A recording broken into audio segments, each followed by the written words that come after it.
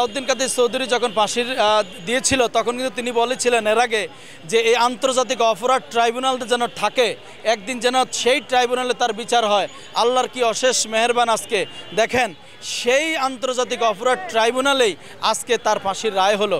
আমরা দেশবাসী এবং আমি মনে করি ২০ কোটি মানুষই এটা খুশি এবং অন্তর্বর্তীকালীন সরকারকে স্পেশালি ধন্যবাদ দিতে চাই। এত বড় একটা চ্যালেঞ্জ নিয়ে মোকাবেলা করে স্বল্প সময়ের মধ্যে তিনি এটা রায় দিতে পেরেছেন।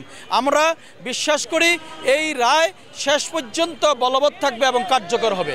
ভারতের উদ্দেশ্যে বলতে চাই, মনে রাখবেন বন্ধুত্ব পাল্টানো যায়, প্রতিবেশী পাল্টানো যায় না। আপনার দেশে আমাদের দেশের এখন একজন ফাঁসির আসামি আছে। ইন্টারপোলের মাধ্যমে আমরা অনুরোধ করব সসম্মানে আমাদের এই আসামিকে বাংলাদেশে ফেরত দিয়ে দেশের প্রতি যে জনগণের যে সম্পর্ক সেটা ঠিক রাখবেন। তাহলে আমরা জনগণের সাথে আগামী দিনে আমাদের প্রতিবেশী রাষ্ট্রের যে সম্পর্ক সেটা ঠিক থাকবে। সবচেয়ে মজার বিষয় কি জানেন, এই রায়ের মাধ্যমে একটা অনেকগুলো মেসেজ যাবে আগামী দিনে।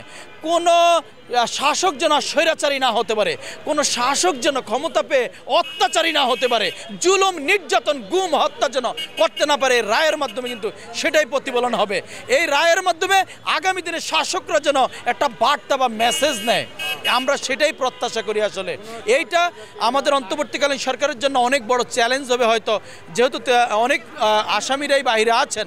বাংলাদেশে ফেরত এনে তাদের ফাঁসির রায় কার্যকর করা, আমি সকল রাজনৈতিক দল মত সকলের উদ্দেশ্যে বলবো, আমরা একত্রে থেকে এই রায় কার্যকর হওয়া পর্যন্ত আমাদের আন্দোলন, আমাদের একত্রতা থাকতে হবে। এবং আমি তো মনে করি এটা আওয়ামী লীগের নেতাকর্মী যে ১.৫ লক্ষ ১.৫ কোটি ২ কোটি ওদের সমর্থক আছে, অনেক ভালো মানুষ আছেন, তাদেরও উচিত এই রায়ের কার্যকরের জন্য তাদের রাস্তায় নামা। কেন এই গণহত্যার দায় কেন তারা নিবে? এই গণহত্যার এই গুমের দায় কেন একজন আওয়ামী লীগের কর্মী, সাধারণ কর্মী নিবে?